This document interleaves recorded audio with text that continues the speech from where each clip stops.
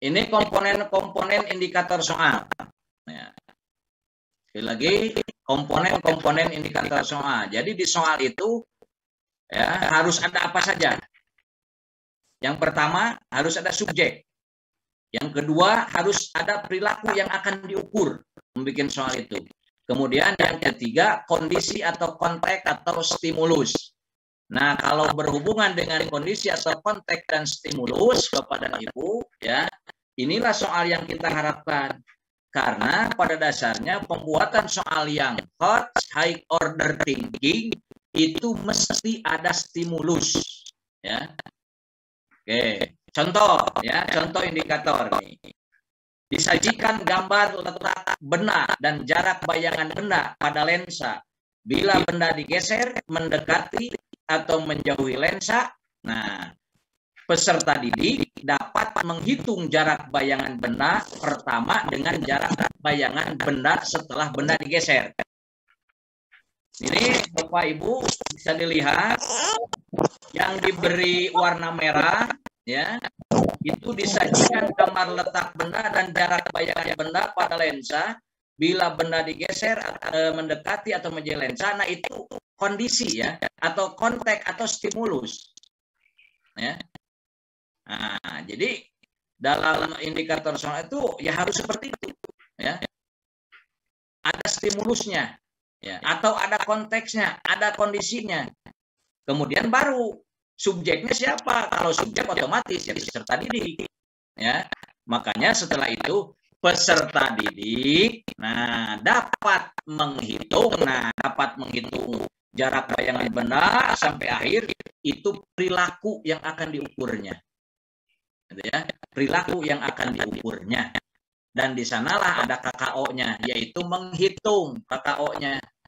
Itu ya. Jadi ini semoga Bapak dan Ibu bisa memahaminya ya. Nah, sehingga nanti membuat kisi-kisi soal itu ya tidak asal ya, tidak asal. Jadi ada yang langsung peserta didik bla bla bla bla gitu kan. Jadi tidak komplit, komponen indikator soalnya tidak terpenuhi semua ya, tidak terpenuhi semua. Diusahakan bahwa komponen indikator soal terpenuhi. Oke ya. Kemudian saya mengingatkan kembali Bapak dan Ibu untuk level kognitif yang sudah Bapak Ibu pahami dan Bapak Ibu geus ngolotok lah. Ya, masalah kelevelan mah. Sehingga dalam mengisi kisi-kisi dan menentukan KKO tidak ada yang salah lagi gitu ya. Jadi ini ini mah level 1, ini mah level 2, ini mah level 3. Bapak dan Ibu sudah sangat ngolotok sekali ya masalah ini ya. Sehingga nanti insya Allah tidak akan terjadi kesalahan kembali ya. Nah, tingkat kemampuan peserta didik secara individual maupun kelompok yang dapat dijabarkan dalam 3 level kognitif ya. Ini menurut taksonomi Bloom kan ada 6 level ya Pak ya. Ada 6 tingkatan dari mulai C1, C2, C3, C4, C5, C6. Nah, dari C1 sampai C6 itu terbagi 3 level. Ya, terbagi 3 level. Ya. Nah, untuk level yang pertama, Bapak dan Ibu, itu menunjukkan tingkat kemampuan yang rendah, meliputi pengetahuan dan pemahaman, yaitu C1 dan C2. Itu level 1. Ya, C1 dan C2. Ya. Kemudian untuk level 2 itu menunjukkan tingkat kemampuan yang lebih tinggi yang meliputi penerapan. Ya, itu applying. Kalau tadi knowing ya. Ini sudah kepada penerapan. Kemudian untuk level 3 itu menunjukkan tingkat kemampuan tinggi yang meliputi penalaran atau reasoning. Ini mulai dari C4, C5 dan C6. Ya. Jadi dari mulai C1, C4, C5, C6. Oke ya. Selanjutnya Bapak dan Ibu itu pelevelan ya. Nah, ini untuk level 3 Bapak dan Ibu ya. Kita pahami bersama ya untuk pelevelan ya. Nah, peserta didik pada level ini memiliki kemampuan penalaran dan logika atau reasoning ya.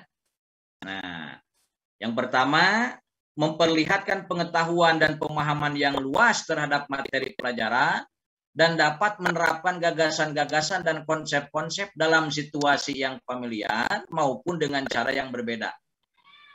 Jadi ini sudah kemampuan penalaran dan logika ya. Kemudian menganalisis, mensintesis, mengevaluasi gagasan-gagasan dan informasi yang faktual. Kemudian menjelaskan hubungan konseptual dan informasi yang faktual. Menginterpretasi dan menjelaskan gagasan-gagasan yang kompleks dalam pelajaran. Kemudian mengekspresikan gagasan-gagasan nyata dan akurat dengan menggunakan terminologi yang benar. Kemudian memecahkan masalah dengan berbagai cara dan melibatkan banyak variabel. Kemudian mendemonstrasikan pemikiran-pemikiran yang original ya. Nah, itu level 3 ya. Level 3 ya. Sementara untuk level 2, Bapak dan Ibu ya, yang applying itu ya, peserta didik pada level ini memiliki kemampuan aplikatif, yaitu menerapkan ya. Jadi memperlihatkan pengetahuan dan pemahaman terhadap materi pelajaran dan dapat mengaplikasikan gagasan-gagasan dan konsep-konsep dalam konteks tertentu. Kemudian menginterpretasi dan menganalisis informasi dan data, memecahkan masalah-masalah rutin dalam pelajaran, kemudian menginterpretasi grafik-grafik, tabel-tabel, dan materi visual lainnya, kemudian mengkomunikasikan dengan jelas dan terorganisir penggunaan terminologi. Nah, itu untuk level 2. Sementara untuk level 1, peserta pada level ini memiliki kemampuan standar minimum dalam menguasai pelajaran. Ya, knowing hanya sampai pemahaman. Jadi memperlihatkan ingatan dan pemahaman dasar terhadap materi pelajaran dan dapat membuat generalisasi yang sederhana, memperlihatkan tingkatan dasar dalam pemecahan masalah dalam pembelajaran paling tidak dengan satu cara. Kemudian memperlihatkan pemahaman dasar terhadap grafik-grafik atau label-label dan materi visual lainnya. Kemudian mengkomunikasikan fakta-fakta dasar dengan menggunakan terminologi yang sederhana. Oke, ya. Itu penjelasan mengenai level 1, level 2, level 3 dan ya level 1, 2 dan 3 yang terdiri dari C1 sampai C6 ya. Nah, ini selanjutnya Bapak dan Ibu ya. Nah, secara jelasnya ini ya, dimensi proses kognitif berdasarkan taksonomi Bloom yang telah direvisi dikelompokkan ke dalam 3 level kognitif yang terdiri dari 6C ya. Ya, kalau mengingat itu C1, memahami C2 itu masuknya level 1. Jadi sekali lagi. Jadi kalau nanti pembikinan kisi-kisi ya, kisi-kisi soal, ingat kalau mau menggunakan level ya, level 1 itu yaitu C1 dan C2. Atau ada yang suka menambahkan dengan rinci level 1 garis miring C2 boleh. Garis miring C1 boleh ya, untuk menegaskan kembali lah, mengingat kembali. Kalau level 2 yaitu mengaplikasikan, yaitu C3. Kemudian level 3 menganalisis ya, C4, kemudian mengevaluasi C5 dan mencipta C6. Oke. Oke, ini selanjutnya Bapak dan Ibu ya. Contoh kisi-kisi, coba perhatikan Bapak dan Ibu ya, apakah benar atau tidak ini ya. Benar atau tidak. Nah, Bapak perhatikan, Bapak dan Ibu perhatikan. Ini contoh yang MI ya. Benar atau tidak ini.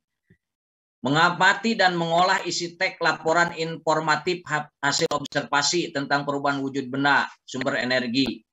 Kemudian ini kelas 4 ya, materi tentang tanda baca. Kemudian indikator peserta didik dapat menentukan kalimat yang menggunakan tanda baca koma. Kemudian level kognitif pemahaman L1, nomor soal 1, kemudian bentuk soal PG. Ya. Indikator peserta didik dapat menentukan kalimat yang menggunakan tanda baca. Nah, Bapak dan Ibu sekali lagi, antara KD dengan indikator itu harus sama. Ya. Levelnya itu harus sama. harus sama. Coba ya kita perhatikan. Kalau di KD-nya ini mengamati dan mengolah. Betul tidak ini Bapak dan Ibu? Saya ingin tanya dulu. Oke, Bapak dan Ibu, ini bahasa Indonesia. Ada yang bisa bersuara? Ya. Silahkan sambil saya sambil saya ngecas. Siapa yang mau bicara? Silahkan dilihat ya. Untuk contoh ini ya.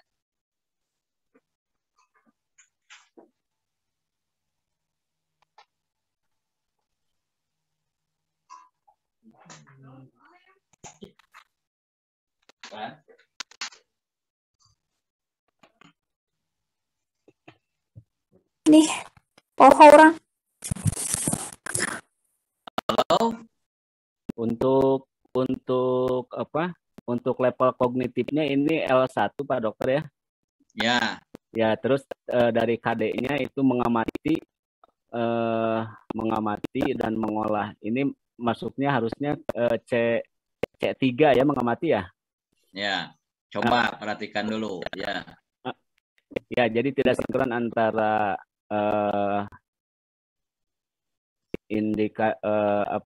menentukan levelnya gitu ya. Itu mungkin itu dari saya. Ya. Ya, terima kasih Pak C. Jadi tidak sesuai ya levelnya antara indikator dengan KD ya. Nah, jadi tidak sesuai antara KD dengan indikatornya, khususnya KKO-nya. Ada pendapat lain? Ini kita sharing ya, kita sama-sama koreksi